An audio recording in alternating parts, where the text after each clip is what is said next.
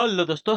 Good evening, नमस्कार। आप सभी का जो है एक बार फिर से बहुत बहुत स्वागत है आप सभी के अपने यूट्यूब चैनल परीक्षा की शिक्षा में। उम्मीद करता हूँ, आशा करता हूँ कि आप सभी जो है स्वस्थ हैं, कुशल मंगल है, तैयारी जो अच्छे और बढ़िया तरीके से आप सभी लोग कर रहे हैं। तो जो भी क्लास में फर्स्ट टाइम आए हैं, पहली बार आए हैं, नए हैं, उन सभी को बता दीजिए हमारे चैनल पे जो है आपकी बीएड परीक्षा 2026 की आपकी तैयारी साथियों डेली बेसिस पे करवाई जाती है। जिसे भी तैयारी पूरी करनी है, कंप्लीट करनी है, चैनल को सब्सक्राइब करके आप लोग हमारे साथ जुड़ जाएंगे। ठीक है, क्लास का समय देखिए, जीके जीएस की जो है सुबह 10 बजे, रीजनिंग की जो है दोपहर को 1 बजे, कला की जो है शाम को 4 बजे, और हिंदी की जो है शाम को 7 बजे आप सबको देखने को मिलती है। तो इसी टाइम पे आप सबको क्लासेस से जुड़ना है, तैयारी को पूरा कंप्लीट करना है। ठीक है, नीचे डिस्क्रिप्शन आप सबको इंस्टाग्राम टेलीग्राम का लिंक मिलेगा, इंस्टाग्राम पे फॉलो करेंगे, टेलीग्राम पे जाऊंगा, टेलीग्राम पे डेली बेसिस पे क्लास का अपडेट, एग्जाम का अपडेट, जो पीडीएफ है आप सबको मिल जाएगा देखने को। तो आप लोग जो है इसको ज्वाइन कर लेंगे। ठीक है, चलिए क्लास स्टार्ट करें बिना किसी देरी के। एक एक क्वेश्चन आपके एग्जाम के लिए बहुत इंपॉर्टेंट, ध्यान से एक क्वेश्चन को देखिएगा, समझिएगा, उसको उत्तर देने की कोशिश करते हुए साथियों आगे बढ़ेंगे। ठीक,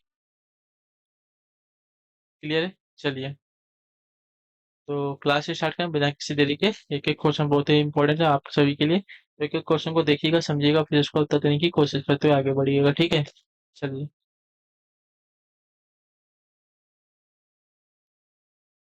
क्लास स्टार्ट करें। जिसने अब तक क्लास को लाइक नहीं किया लाइक कीजिए, शेयर नहीं किया तो शेयर कर दीजिए, और जिसने अब तक चैनल को सब्सक्राइब नहीं किया सब्सक्राइब कर दें। ठीक है, इनमें से सामाजिक नियंत्रण का सर्वाधिक प्रभावशाली साधन कौन सा है? परिवार है, सामाजिक संहिता है, संविधान या विवाह तय? इनमें से सामाजिक नियंत्रण का सर्वाधिक प्रभावशाली साधन क्या है? तो इसका आंसर हो जाएगा साथियों परिवार। ठीक है, ऑप्शन नंबर जो आपका ए दिया गया है, आपका सही उत्तर है। किसी भी व्यक्ति का समाज उसके परिवार, पड़ोस एवं मित्रों से जो है शुरू होता है, और जीवन की अधिकांश मूलभूत बातें वह जो है यहीं से सीखता है। ठीक है, तो सामाजिक नियंत्रण का सर्वाधिक प्रभावशाली साधन जो है परिवार को माना जाता है। अगला प्रश्न देखेंगे आपका साथियों, 52, सामाजिक संबंधों के जाल को कहा जाता है क्या? समुदाय, समिति, समूह या समाज? तो इसका राइट आंसर आपका हो जाएगा साथियों, उसको जो है समाज कहा जाता है। ठीक है, ऑप्शन नंबर हमारा जो डी दिया गया आपका राइट आंसर। भाई क्यावर एवं पेज के अनुसार जो है समाज शास्त्र सामाजिक संबंधों के बारे में है, और संबंधों के इसी जाल को हम जो है समाज शास्त्र कहते हैं। ठीक है, अतः समाज जो है विभिन्न संबंधों का जाल है। अगला प्रश्न देखेंगे आपका है 53वां, पद मर्यादाओं और सामाजिक महत्व विकसित करता है क्या? बताइए, पद मर्यादाओं का सामाजिक महत्व क्या विकसित करता है? स्तरीकरण, एकीकरण, सातवीकरण या विभिन्नीकरण है क्या? तो देखिए, पद मर्यादाओं का सामाजिक महत्व जो है स्तरीकरण विकसित करने में मदद करता है। ठीक है, तो ऑप्शन नंबर जो आपका ए दिया गया आपका सही उत्तर हो जाएगा। क्लियर? देखो, प्राय अधिकांश समाज के निम्न, मध्यम एवं उच्च वर्ग के लोग पाए जाते हैं। निम्न वर्ग के लोग जो अपना स्तर ऊंचा करने के लिए, वह समाज में अपनी प्रतिष्ठा बढ़ाने के लिए जो है उच्च वर्ग की रीति रिवाज, खान पान, शिक्षा, रोजगार में बराबरी करने का जो है प्रयास करते हैं, तथा परिश्रम भी करते हैं। ठीक है, इस प्रकार जो है पद मर्यादाओं का सामाजिक जो है महत्व अस्थायीकरण को बढ़ावा एवं उसका विकास करता है। ठीक है, चलिए, जो न भारत की राष्ट्रीय आय का प्रमुख स्रोत क्या? बताइए, भारत की राष्ट्रीय आय का प्रमुख स्रोत क्या है? तो भारत की राष्ट्रीय आय का प्रमुख स्रोत देखा जाएगा तो आपका सही उत्तर हो जाएगा सेवा क्षेत्र होता है। ठीक है, ऑप्शन नंबर जो हमारा बी दिया गया आपका सही उत्तर हो जाएगा, जो अर्थव्यवस्था के तृतीय क्षेत्र में आता है। ठीक है, देश की आय का लगभग जो है 49% योगदान जो है इसी क्षेत्र का होता है। इसके अंतर्गत जो है यातायात, बैंक, दूरसंचार आदि क्षेत्र आते हैं। 55 नंबर बताइए, राइट आंसर क्या हो जाएगा? मुद्रा के रूप में अभिव्यक्त किसी वस्तु का मूल्य कहलाता है क्या? होते हैं मुद्रा के रूप में अभिव्यक्त जो है किसी वस्तु का मूल्य क्या कहलाता है? तो मुद्रा के रूप में अभिव्यक्त किसी वस्तु का मूल्य जो है उसकी कीमत को दर्शाता है। ठीक है, उसकी कीमत को दर्शाता है। तो ऑप्शन नंबर जो ए दिया गया आपका राइट आंसर होगा। ठीक है, चलिए अगले क्वेश्चन को देखेंगे। 56 नंबर, फेबियनवाद का घनिष्ठ संबंध किससे है? बताइए, फेबियनवाद का जो घनिष्ठ संबंध है किससे है?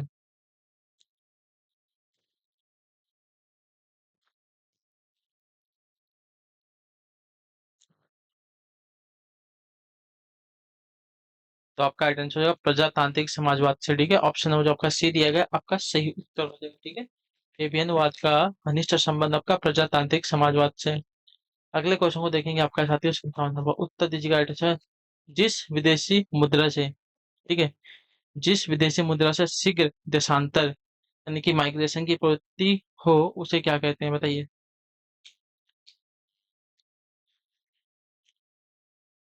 देखिए, उसे जो है आपका गर्म मुद्रा कहा जाता है, ठीक है। ऑप्शन नंबर हमारा जो डी दिया गया आपका राइट आंसर है। गर्म मुद्रा में जो है शीघ्र देशांतर की प्रवृत्ति पाई जाती है। इस प्रकार की मुद्रा को जिस स्थान पर अधिक लाभ मिलने की संभावना होती है, वहीं पर तेजी से स्थानांतरित हो जाती है, ठीक है। यह सब मुद्रा की विनिमय दर के गिर जाने अथवा गिरने की संभावना के फलस्वरूप होता है, ठीक है। चलिए, उत्तर दीजिएगा 58। भारत में प्रचंड बेरोजगारी यानी कि डिस्काइड्स अनएम्प्लॉयमेंट समानता दिखाई देती है किसमें? भारत में प्रचंड बेरोजगारी समानता दिखाई देती है किसमें? तो इसका राइट आंसर हो जाएगा साथियों, कृषि क्षेत्र में। ऑप्शन हो जाएगा ये दिया गया आपका राइट आंसर हो जाएगा, ठीक। क्लियर सभी को?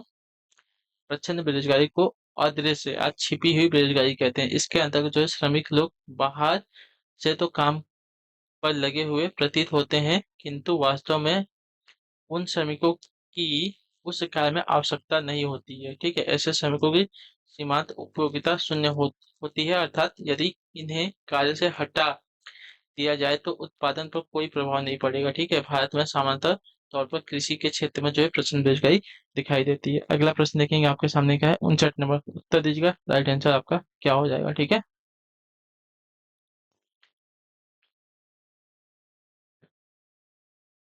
प्रसिद्ध नारा गरीबी हटाओ दिया गया था कब, बताइए। प्रसिद्ध नारा जो है गरीबी हटाओ का नारा कब दिया गया था? तो आपका दिया गया था पंचवर्षीय योजना, पांचवी पंचवर्षीय योजना के दौरान 1974 से 78 के दौरान में, ठीक है। तो ऑप्शन नंबर जो हमारा डी दिया गया है आपका राइट आंसर हो जाएगा। यह योजना जो है जनता पार्टी द्वारा 4 वर्षों में ही समाप्त कर दी गई थी, जबकि योजना अवधि जो है आपकी 5 वर्षों की थी। चलिए, 60 नंबर है। सकल राष्ट्रीय उत्पाद को निम्नलिखित तीन सुविदित विधियों में मापा जाता है, सिवाय किसके? बताइए। सकल राष्ट्रीय उत्पाद को निम्नलिखित तीन विधियों में मापा जाता है, सिवाय किसके? तो सिवाय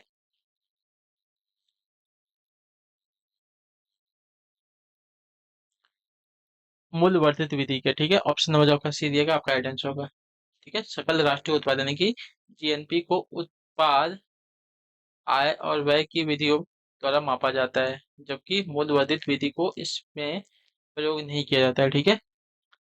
अगले क्वेश्चन को देखा जाएगा है 61, 61 नंबर। संविधान का 52वां संशोधन संबंधित है किससे होते हैं? संविधान का 52वां संशोधन किससे संबंधित है? तो संविधान का 52वां संशोधन देखा जाएगा तो आपका राइट आंसर होगा दल बदल से, ठीक है। ऑप्शन नंबर जो ए दिया गया आपका सही उत्तर हो जाएगा। क्लियर सभी को? हाँ या ना? तो संविधान का 52वां संशोधन आपका दल बदल से संबंधित है। इसके तहत जो है 10वीं अनुसूची जोड़कर दल बदल व्यवस्था को अवैध घोषित कर दिया गया था, ठीक है। चलिए, क्वेश्चन नंबर 62, 62 नंबर। ध्यान से देखिएगा, उत्तर दिएगा। निम्नलिखित अधिकारों में से कौन सा अधिकार जो है अनुच्छेद 19A डी को अनुच्छेद 21 के मिलाकर पढ़ने से प्राप्त होता है? देखिए, मेरे क्लासेस पे ज्यादा नहीं, 40, 50, 20, 30 ऐसे लोग आ रहे हैं, तो मुझे खुशी है कि ये जो लोग आ रहे हैं पढ़ने के उद्देश्य से आ रहे हैं, ठीक है। तो आप लोग पढ़िए, अच्छे से समझिए। हमें जरूरी नहीं है कि आप लोग आए 100, 1000, 150 इतने लोग आके करोगे क्या? आओगे जाओगे, आओगे जाओगे, पढ़ोगे नहीं, ठीक है।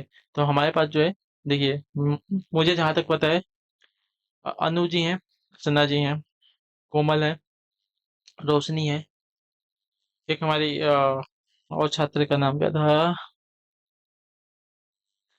मरियम है, ठीक है। तो ये सभी लोग आते हैं, अच्छे से क्वेश्चन को देखते हैं, अटेम्प्ट करते हैं, पढ़ते हैं। तो इतने लोग हैं मेरे पास, उससे मुझे खुशी है, ठीक है। तो इतने लोग आ रहे हैं, पढ़ रहे हैं, अच्छे से पढ़िए, अपना रिवीजन कीजिए। आप सभी लोग सफल हो जाएंगे, मुझे खुशी होगी, ठीक है। तो आप लोग अपनी तैयारी को करते हुए चलेंगे, ठीक है। मैं समझ जाइए कि मैं उन 100, 150 लोगों के लिए क्लास नहीं बना रहा हूँ। जो आप लोग आ रहे हो डेली बेसिस पे, मैं उन्हीं के लिए क्लास बना रहा हूँ।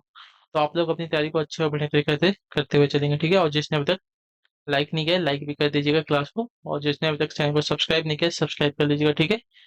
चलिए, इसका उत्तर देंगे। निम्नलिखित अधिकारियों में से कौन सा अधिकार जो है अनुच्छेद 19(1)(d) को अनुच्छेद 21 से मिलाकर पढ़ने से प्राप्त होता है?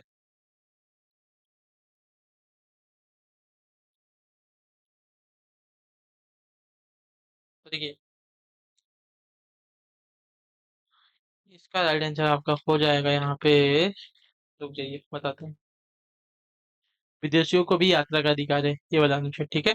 देखिए, भारतीय संविधान के अनुच्छेद 19(1)(d) को जो है अनुच्छेद 21 के साथ मिलाकर इसलिए पढ़ा जाता है क्योंकि 19 एक डी भ्रमण करने की स्वतंत्रता का तथा अनुच्छेद 21 जो है प्राण व दैहिक स्वतंत्रता के अधिकार से संबंधित है। अर्थात इन दोनों अनुच्छेदों के अनुसार कोई भी व्यक्ति जो है प्राण एवं दैहिक स्वतंत्रता का अधिकार रखता है और वह कहीं भी इच्छा अनुसार घूम सकता है। चूंकि अनुच्छेद 21 में नागरिक के स्थान पर व्यक्ति कहा गया है, अतः इसमें जो है भारतीय के साथ साथ विदेशियों के भ्रमण को भी अधिकार दिया गया है। ठीक है, चलिए अगले क्वेश्चन को देखेंगे आपका साथियों। 63 नंबर बताइएगा। संसद या विधानसभा के किसी सदस्य की सदस्यता तब समाप्त समझी जाती है यदि वह बिना सदन को सूचित किए हुए न्यूनतम रिक्त स्थान तक अनुपस्थित रहेगा। 60 दिनों, 90 दिनों या 120 या 150 दिनों तक। कब तक बताइए।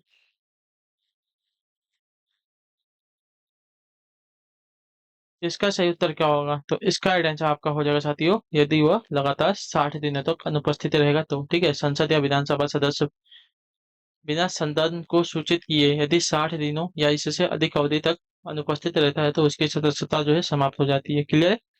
चलिए 64 नंबर नीति निर्देशक सिद्धांत कैसे हैं? वाद योग है, वाद योग नहीं है, मौलिक अधिकार है या कोई नहीं? तो नीति निर्देशक सिद्धांत हमारे भारतीय संविधान में लिखित नीति निर्देशक सिद्धांत राज्य की इच्छा पर निर्भर करता है। नीति निर्देशक तत्व जो है वाद योग्य नहीं है, अर्थात इन्हें जो है न्यायालय द्वारा लागू नहीं करवाया जा सकता क्योंकि इनमें जो है वैधिक शक्ति का अभाव है। ठीक है, चलिए अगला क्वेश्चन है 65 पहला। असम विधानसभा में कितने सदस्य हैं?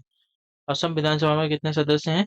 तो असम विधानसभा में कुल सदस्य आपके 126 हैं। ठीक है, ऑप्शन नंबर जो हमारा बी दिया गया आपका राइट है, जिसमें से आपके 16 सदस्य एसटी के साथ और 8 सदस्य आपके एससी के लिए होते हैं। ठीक है,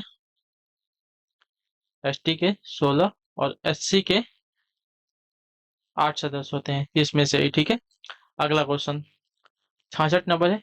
भारत में उच्चतम न्यायालय का उद्घाटन किस तिथि में हुआ था? बताइए, भारत में उच्चतम न्यायालय का उद्घाटन जो है किस तिथि में हुआ था? तो भारत में उच्चतम न्यायालय का उद्घाटन आपका 28 जनवरी 1950 को हुआ था। ठीक है, 28 जनवरी 1950 को जो है भारत में उच्चतम न्यायालय का उद्घाटन हुआ था। इतना याद रखिएगा। क्लियर? चलिए उत्तर देंगे। 67 नंबर 67 भारतीय संविधान के किस अनुच्छेद में न्यायपालिका तथा कार्यपालिका के पार्थक्य का प्रावधान है? बताइए, भारतीय संविधान के किस अनुच्छेद में जो है न्यायपालिका तथा कार्यपालिका के पार्थक्य का प्रावधान है? तो इसका राइट आंसर आपका हो जाएगा साथियों अनुच्छेद 50 में। ठीक है, ऑप्शन नंबर जो सी दिया गया आपका राइट आंसर होगा। भारतीय संविधान के अनुच्छेद 50 में न्यायपालिका तथा कार्यपालिका के पार्थक्य के विषय में कहा गया है। ठीक है, कि राज्य लोक सेवाओं में कार्यपालिका को न्यायपालिका से पृथक करने के लिए प्रयास करेगा। ठीक है, यह कहा गया है इसमें। अगला प्रश्न है 68 में धनी व्यक्ति के लिए मांग की लोच क्या होती है? लोचदार होती है, बेलोचदार होती है या अत्यधिक लोचदार या उपयुक्त में से कोई नहीं? तो धनी व्यक्ति के लिए मांग की लोच क्या होती है? तो धनी व्यक्ति के लिए मांग की अगर लोच देखी जाएगी तो यह जो है बेलोचदार होती है। ठीक है, ऑप्शन नंबर जो हमारा बी दिया गया आपका राइट आंसर हो जाएगा। ठीक है, चलिए अगला प्रश्न है 69 नंबर बताइएगा राइट आंसर आपका क्या हो जाएगा। ठीक है, चलिए कम्युनिस्ट मैनिफेस्टो किसकी कृति? बताइए, कम्युनिस्ट मैनिफेस्टो जो है किसकी कृति है? तो कार्ल मार्क्स की। ठीक है, ऑप्शन नंबर जो हमारा ए दिया गया राइट आंसर होगा। अगला प्रश्न है आपके सामने है 70 नंबर। लोकसभा द्वारा पारित धन विधेयक राज्यसभा द्वारा कितने समय के भीतर लौटाया जाना चाहिए? बताइए।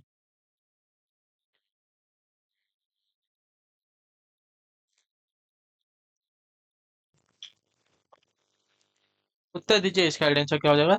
तो इसका राइट आंसर हो जाएगा साथियों 6 महीने। ठीक है, 6 महीने, एक महीने नहीं। देखिए क्या दिया गया है, तो भारत में 14 दिन के भीतर। ठीक है, ऑप्शन नंबर जो हमारा बी दिएगा आपका राइट आंसर। भारत के संविधान के अनुच्छेद 110 में धन विधेयक के संबंध में वर्णन है। अनुच्छेद 109 के अनुसार राज्यसभा लोकसभा द्वारा भेजे गए धन विधेयक की प्राप्ति के 14 दिन के अंदर इसे वापस नहीं करती तो अवधि के समाप्ति पर उसी रूप में जो है उस विधेयक को पारित समझा जाएगा। ठीक है, चलिए 71 नंबर संसद के किसी भी सदन के दो सत्रों के बीच जो है अंतराल अधिक अधिक से अधिक कितनी होनी चाहिए?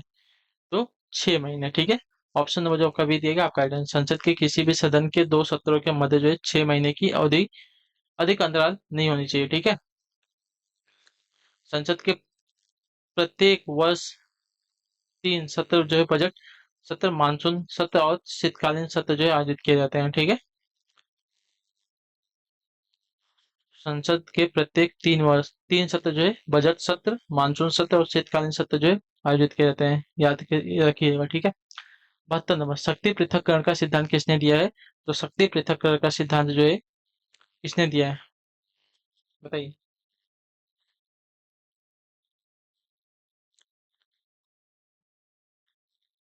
तो मांटेस्क्यू ने, ठीक है। शक्ति पृथक्करण का सिद्धांत आपका मांटेस्क्यू ने दिया था, ऑप्शन नंबर ए राइट होगा। चलिए, कहता भारत के प्रधानमंत्री, भारत में प्रधानमंत्री तब तक अपने पद पर रहता है जब तक उसे प्राप्त रहता है, क्या क्या उसे प्राप्त रहता है?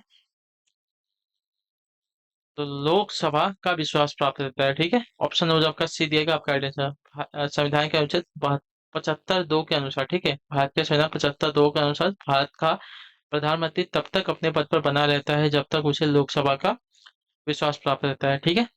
चलिए, अगला प्रश्न देखेंगे आपका 74वां। भारतीय संविधान सभा की पहली बैठक की अध्यक्षता किसने की थी, बताइए। भारतीय संविधान सभा की पहली बैठक की अध्यक्षता किसने की थी? किसने की थी ना? तो इसका अध्यक्षता आपकी बात करें तो अध्यक्षता आपकी डॉक्टर सच्चिदानंद सिन्हा ने की थी, ठीक है। ऑप्शन नंबर जो बी दिएगा आपका गाइडेंस है। भारतीय संविधान सभा की पहली बैठक आपकी 9 दिसंबर 1946 को नई दिल्ली में हुई थी। इसकी अध्यक्षता जो है डॉक्टर सच्चिदानंद सिन्हा ने की थी, ठीक है। इन्हें जो है संविधान सभा का अस्थायी अध्यक्ष कहा जाता है। संविधान सभा की प्रथम बैठक के 2 दिन बाद जो है डॉक्टर राजेंद्र प्रसाद संविधान सभा के अस्थायी सदस्य अध्यक्ष जो है चुने गए थे, ठीक है। चलिए, 75 नंबर आखिरी क्वेश्चन। संविधान बनाते समय निम्न में से कौन सा आदर्श प्रस्तावना में शामिल नहीं किया गया था? तो देखिए, समाजवादी, ठीक है। ऑप्शन नंबर हमारा जो सी दिया गया आपका राइट आंसर होगा। क्लियर सभी को? संविधान बनाते समय स्वतंत्रता, समता तथा न्याय शब्द जो है प्रस्तावना में शामिल थे, जबकि समाजवादी शब्द को जो है 42वें संविधान संशोधन 1976 द्वारा जोड़ा गया था, ठीक है। चलिए, तो इसी के साथ जो क्लास है आज की यहीं पे पूरी होती है, कंप्लीट होती है। उम्मीद करता हूँ आपको क्लास जो है अच्छी लगी है, पसंद है। तो अपना जो प्रैक्टिस है इसको करते रहेंगे, अपनी जो तैयारी को है छोड़ेंगे नहीं, रिवीजन करते रहेंगे। इससे आपकी जो है प्रैक्टिस और मजबूत होती रहेगी। तो डेली बेसिस पे अपना रिवीजन करते रहिए आप सभी को, ठीक है। तो आपसे हम मिलेंगे आपकी अगली क्लास में, तब तक के लिए टाटा बाय बाय, जय हिंद जय भारत। आपसे क्लास से जुड़ने के लिए बहुत बहुत ही धन्यवाद साथियों।